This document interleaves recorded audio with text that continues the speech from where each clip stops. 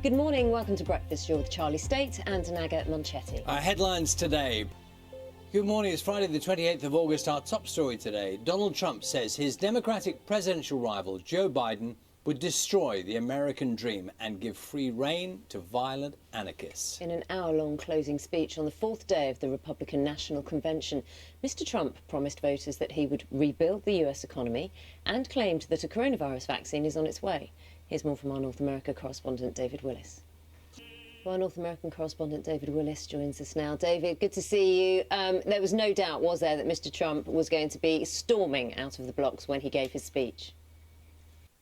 Well, we will hear more from Harry Maguire in a longer version of that interview. That's coming up in around half an hour's time. A campaign to emphasise the benefits of going back to work will be launched by the government next week. It will urge employers to reassure staff that it's safe to return by highlighting the measures they're taking to make workplaces COVID secure. Let's speak to the authors of the authors of the largest ever study to examine children treated in hospital for COVID-19 have said it's vanishingly rare for young people to die from the virus. The report published in the British Medical Journal identified which children were more likely to need critical care support, including newborn babies under a month old, young people from a black ethnic background, or children who are obese. Our science correspondent Palab Ghosh has more. Most schools in England feel ready to reopen fully next week. This is according to the National Association of Head Teachers. An urgent manhunt is underway for a father who abducted his 3 sons from their foster home in South London a week ago. Now, the boys, who were aged 6, 5 and 3, were taken by their biological father, Imran Safi, a 26-year-old from Afghanistan. A reporter... escorted back out to the open sea. By way of contrast, look at this. This is a miniature Aston Martin.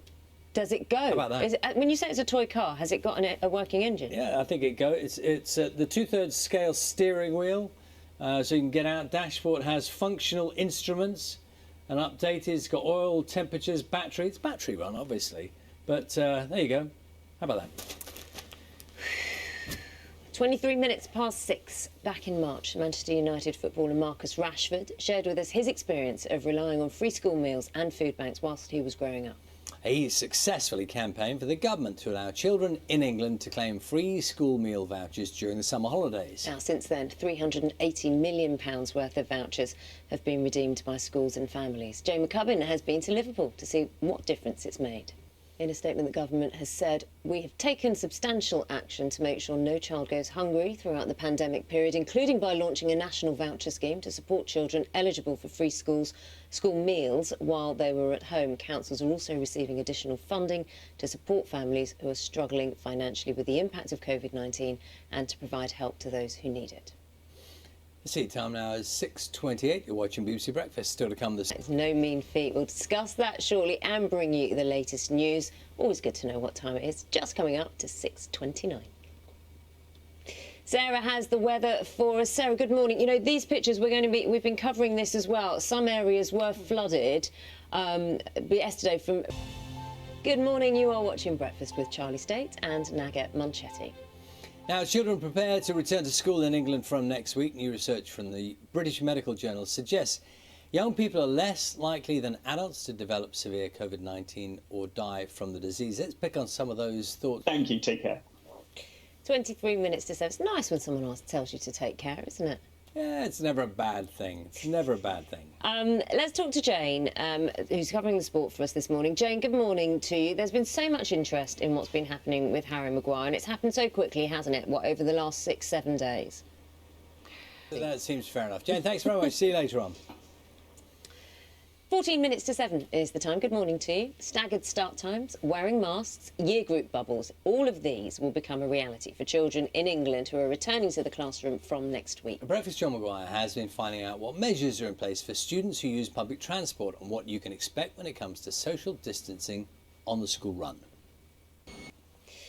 When 11-year-old Austin began a lockdown camping challenge, he had planned to spend the whole of April sleeping in a tent in his back garden. Now, more than 150 nights later, he's still doing that. Yes, with the help of his siblings, he's spent almost 5 months camping out. Even the recent bad weather hasn't stopped him. Our reporter, Suzanne Haley, has been to meet him. Wow, that is impressive. I was just thinking, School start next week. He's going to carry on. Obviously, he's going to carry on. So he's going to be going camping and then going to school and doing the whole thing. Well, he's obviously very good at kind of keeping everything secure and, you know, keeping the tent neat. It's very neat and tidy inside. Did you notice? It's very neat and tidy. Just worth saying as well, we're talking quite a bit about schools, back to school next week. Yeah. Also, the government encouraging people to go back into the workplace as well. We are speaking to Grant Shapps, Transport Secretary, and you saw that report a few minutes ago about how the buses and the trains are coping as it stands now. What if more people go in them? So if you've got thoughts about that, you've got questions for Grant Shapps, who of course is in charge of all transport, do let us know this morning in the usual ways. It is 8 minutes to 7. The Liberal Democrats need to wake up and smell the coffee. Those were the words of the party's newly elected leader, Sir Ed Davey. Yes, he's been acting leader since Jo Swinson lost her seat in December 2019 general election, when the party only managed to secure 12% of the vote. Now, Sir Ed joined